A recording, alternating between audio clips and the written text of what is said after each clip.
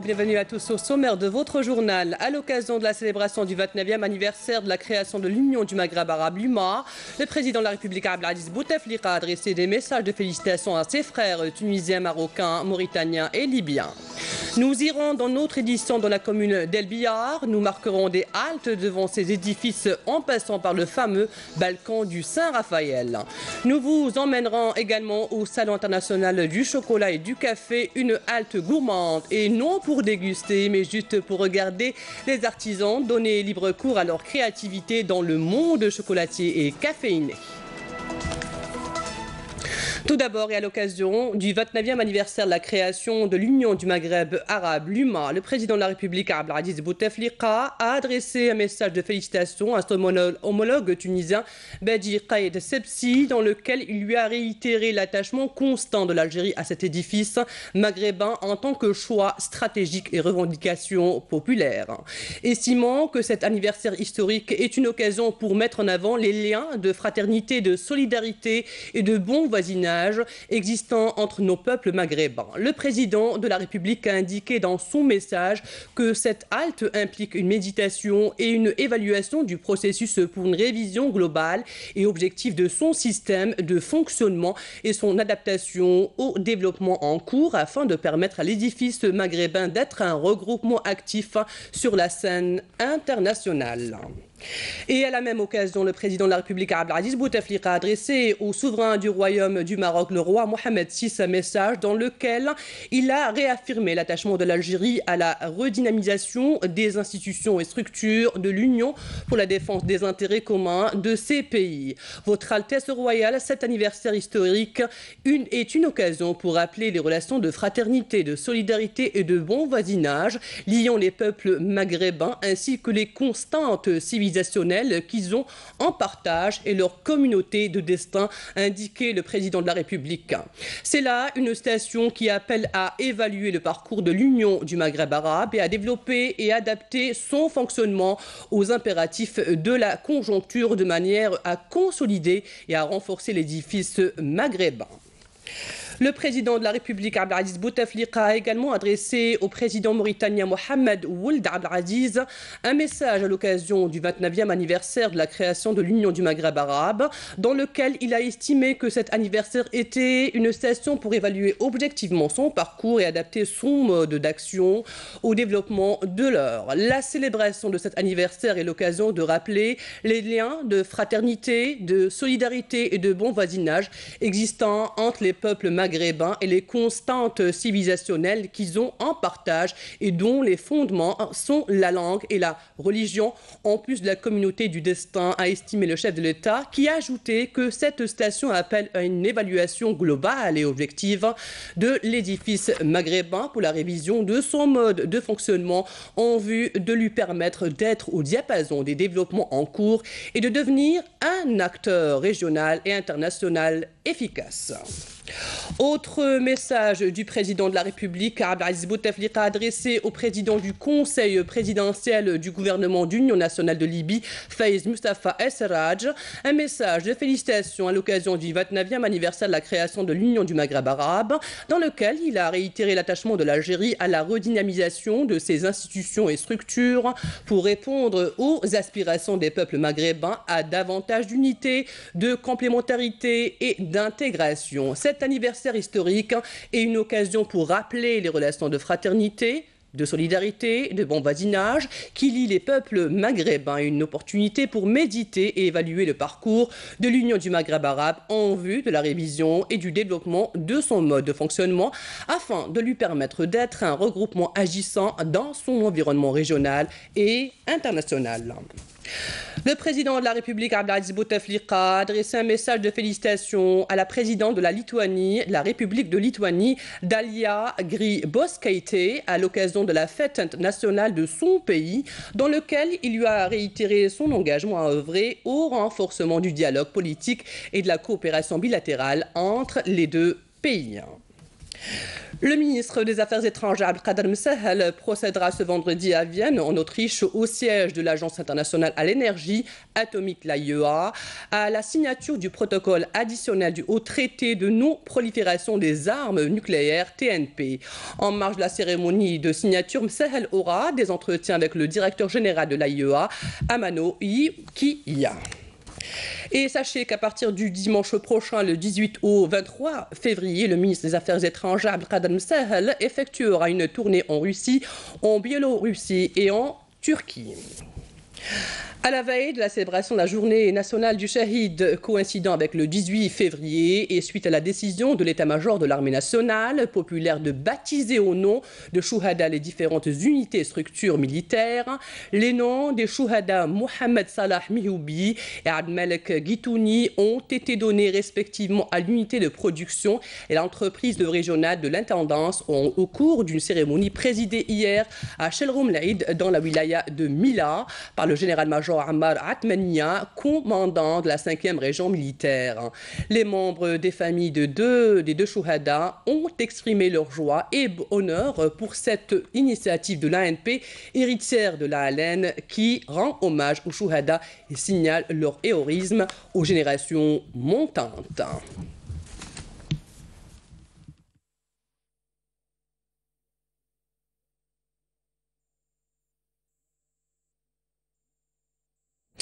Et pour marquer la célébration de la journée nationale du Shahid, ainsi que la solidarité entre les peuples palestiniens et algériens, à Gaza a été organisé un match de football qui a réuni les Algériens établis à Gaza et les anciens joueurs palestiniens. Jazia Bayou. C'est à Gaza que la journée du Shahid fut célébrée en premier lieu en solidarité avec le peuple algérien. Une commémoration célébrée par l'organisation d'un match de foot entre les Algériens établis à Gaza et les anciens joueurs palestiniens.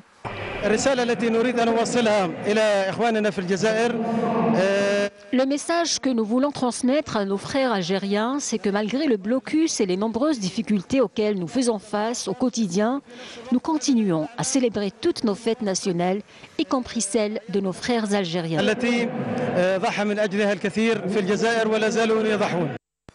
L'enceinte sportive a été colorée par des drapeaux algériens et les portraits de nos martyrs. Du côté algérien, des représentants du ministère de la Jeunesse et des Sports ont été présents à cette manifestation sportive.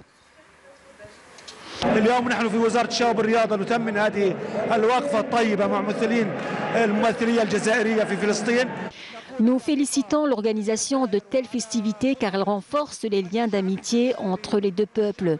La Palestine et l'Algérie ont les mêmes objectifs, unifier la nation arabe et plaider en faveur de la cause palestinienne et de son indépendance. Nous saisissons toutes les manifestations pour commémorer le souvenir de nos martyrs. Le sang des Algériens et des Palestiniens s'était mêlé à maintes reprises, symbole de sacrifice et de lutte. Cette manifestation sportive compte plus d'une symbolique et a été l'occasion de réunir deux pays frères pour célébrer la journée du Shahid, journée de lutte et de sacrifice. Place maintenant au football avec 3 matchs joués hier pour le compte de la 20e journée de la Ligue 1 mobiliste. D'abord les résultats des rencontres d'hier. L'US Biskra a battu le MDA sur le score de 2 buts à 0. Le NED a battu de son côté l'USM Blida sur le score de 4 buts à 1. Alors que l'entente de Sétif a renversé la vapeur en battant le CR Belouizdad 2 buts à 1. Après avoir été mené au score. Aujourd'hui, vous pourrez suivre sur Canal Algérie à partir de 17h le match choc de cette 20e journée entre le MC Alger et le CS Constantine, alors qu'à partir de 16h, la chaîne terrestre et la A4 vous propose un match à 6 points entre deux mal classés, le DRB Tajnant qui recevra la JS Kabylie. ميقاسمي يقدم كرة ممتازة خطيرة صعبة.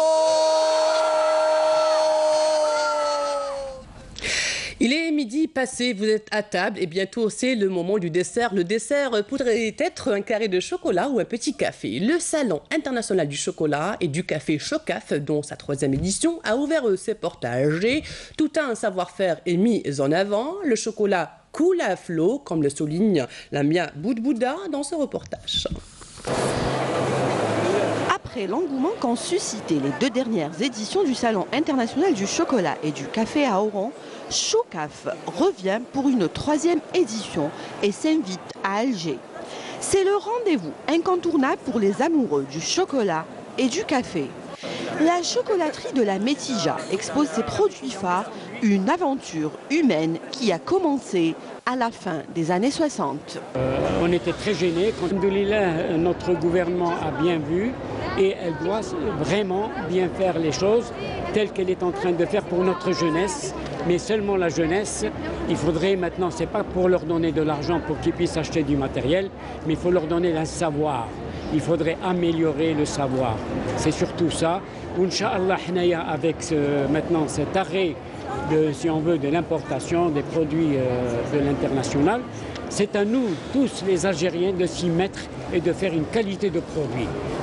La chocolaterie artisanale est aussi présente et cela marche bien selon l'Ehwel Samir et ce rendez-vous constitue pour lui une excellente opportunité pour enrichir son portefeuille client. Le salon nous apporte essentiellement de la notoriété, c'est pour se faire connaître auprès du public algérien et pour partager cette passion qui est l'artisanat du chocolat. Avec les produits locaux fabriqués en Algérie, on peut faire du bon chocolat. Le nougat est une confiserie à base de blanc d'œuf, de miel et d'amandes qu'on a vite adopté à Tlemcen et à Oran. Et pour la famille Kemmesh, c'est devenu une tradition familiale. Mon grand-père كان مشى للخارج مونتينيمار في فرنسا جاب خدم تما وجاب هاد لاروسات لهنا وكاين عندي 7 حنا و7 مون بيغ و7 عمومي سما عطاها لهم فوتها لهم وكل واحد وعاود ولا يخدمها على حسب الاكسبيريونس تاعه. احنا في الغرب معروفين في الغرب تلمسان وهران هذه الغرب كومبلي تغصي النوغا تاع تلمسان معروفه. سما هنا في الجي في الوسط من هنا شويه شويه سما جينا لهنا pour faire la publicité bien sûr.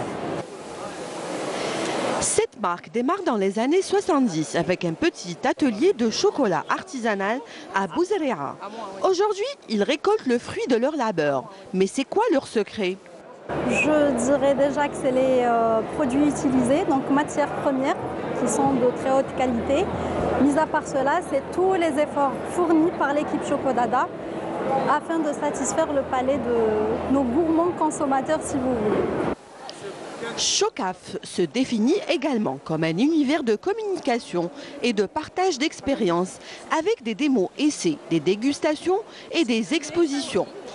La manifestation se poursuit jusqu'au 17 février. Soyez au rendez-vous.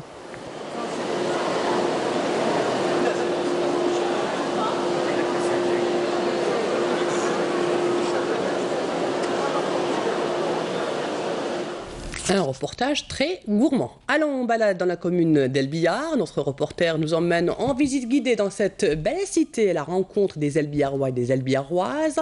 Du balcon Saint-Raphaël à la mairie d'édifice signé par l'architecte Jonard, en passant par le stade communal. Des découvertes et des haltes dans ce reportage de Yazid Ait Mahidine. On traverse l'ex-rue Saint-Raphaël et nous voilà au balcon mythique d'El Biar. L'ensorceleuse nous dicte sa loi, contemplation et silence. Retour sur terre pour nous retrouver à l'intérieur du salon de coiffure Le Bonheur. Coups de ciseaux et tondeuse accentuent nostalgie et doléance. Ça me remémore le hashtag. C'est un ami à mon père, on faisait bien sûr on se coiffait tout le monde. Là, l'ensorceleuse elbiaroise a beaucoup chuté de sa valeur, de sa qualité. L'équipe de la GSEB aussi. Je propose aux autorités de nous soutenir, de mettre en valeur la commune elbiaroise, qui a remporté les grands joueurs tels que Mouha, que Laroum, que Jamal Mennad, de grands lutteurs tels que les champions d'Afrique, les Hacheichi, les Mohamed Malek. C'était des champions d'Afrique. Il y avait de grands judokas tels que le Mérida, tels que Dahmani. Direction la mairie d'Elbière. Un immeuble néo-mauresque signé Jonard, des intérieurs magistralement peints par l'artiste Rochegrosse. Le président de la PC d'Elbière, fraîchement élu, ne fait pas des longs discours. Au niveau du stade d'Elbière, nous avons démarré une salle de omnisport كبيرة راهي جاية تدي لجهة فالديدرا. عندنا رينوفاسيون تاع لو ستاد لا غوم لي 6 حين نعاودوهم كومبليتمون وعندنا ان شاء الله ولكن بربي حين ديماريو لا بيسين ان شاء الله. Le centre culturel, la bibliothèque municipale, le conservatoire, la librairie générale d'Elbière, autant d'espaces dédiés au savoir et à la culture. Nous avons pour les enfants un atelier de dessin. Aussi, il y a deux associations qui activent aussi en permanence au niveau du centre culturel. Une association, surtout la plus importante, celle des enfants autistes. Voilà. Et le centre culturel aussi dispose de deux bibliothèques. Une bibliothèque 6 au niveau de l'immeuble Caïd et une autre de proximité au niveau de Scala. Elbière a toujours fait corps avec la culture. Nous parlions tout à l'heure du cinéma Le Paradis au cinéma Talhet. Aujourd'hui, je pense qu'il est grand temps qu'Elbière renoue avec le cinéma. عندنا لو سونتر كولتورال حين نعاودوه راهو في حاله متدهوره نعاودوه ان شاء الله راح يديماري جوستومون وعندنا مكتبه حين نحلوها ان شاء الله في سكالا عاودناها كامله حين نفتحوها ان شاء الله بروشينمون. السينما لوراكس راح ديماري تخدم لو بوليو حين نعاودوها كامل راح شويه متدهوره حين نعاودوها وراح نديماريو ان شاء الله في زوج لي دو ساي ديماريو كيف 51 ans après l'avènement de la première assemblée élue, le sport et la culture, deux atouts majeurs pour l'épanouissement des Elbiérois et des Elbiéroises. Partons à présent à Timimoun, nous intéresser à l'artisanat et plus précisément au tissage du tapis de la région. C'est dans un atelier où se retrouvent des femmes rurales venues toutes apprendre les techniques et les bons gestes pour façonner un tapis. Rien n'est réinventé, juste l'amour de sauvegarder le patrimoine. Regardez ce reportage de Naïma Loualish. Réinventer un savoir-faire très ancien, telle est la mission de cet atelier de tissage. Ce projet enseigne à des femmes rurales, une quinzaine dans cet atelier, l'art de reproduire à l'identique le fameux tapis de Timimoun. Autant dire que cet atelier est comme un morceau d'un patrimoine local qui ressuscite. Le tissage, j'adore depuis que j'étais jeune. Dès que j'ai entendu parler de cet atelier, j'y ai accouru en vitesse. Avant, je travaillais à la maison et là, on m'a fait un stage et je me sens beaucoup mieux dans cet atelier qu'à la maison. Le tapis traditionnel de Timimoun a failli disparaître, mais c'est nous qui sommes en train de lui donner une seconde vie. Il y a des tapis difficiles à faire et d'autres moins durs. Ce qu'on a appris à faire ici, on les maîtrise beaucoup. Mon rêve, c'est d'enseigner le métier de tissage à une génération de femmes.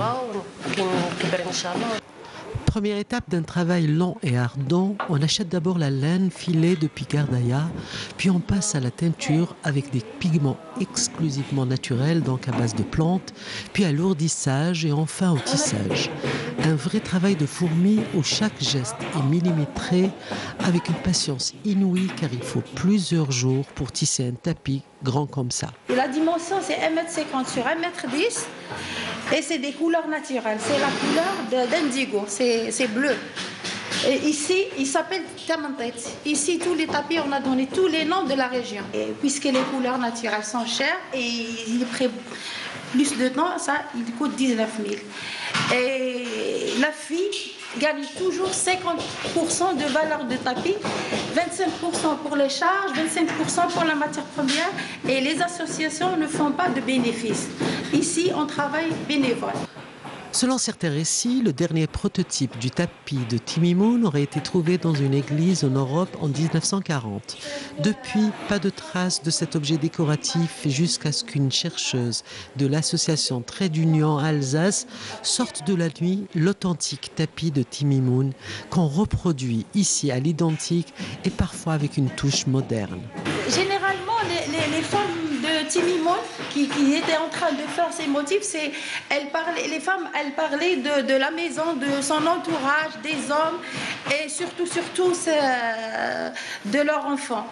C'est toujours la femme, elle explique ce motif, c'est toujours... Ce motif, c'est toujours le ventre de la femme, c'est l'accouchement, comment l'enfant qui grandit. Le moins que l'on puisse dire, c'est que l'atelier Tigourarin est complètement dans la transmission d'un savoir-faire plusieurs fois millénaire qui a failli disparaître, si ce n'est les petites mains laborieuses qui le remettent en lumière. Terminons notre édition avec du chant et de la musique. L'association culturelle Bidéane Nejma a présenté hier au Palais de la Culture Moufdi Zakaria à Alger une soirée musicale alliant entre le chant andalou et Chabi. Badia Amarni.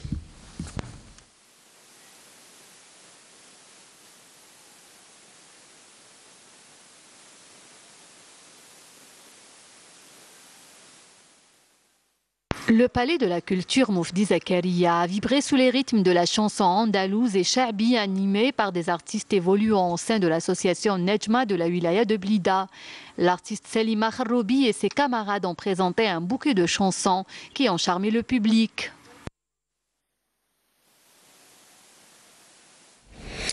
Nous arrivons à la fin de cette édition, préparée par la rédaction de Canal Algérie. Merci à vous de l'avoir suivi. Dans quelques instants, les prévisions météo de Faliachir et vous pourrez suivre l'information en continu sur le site de la télévision nationale entv.dz et sur la chaîne YouTube de Canal Algérie.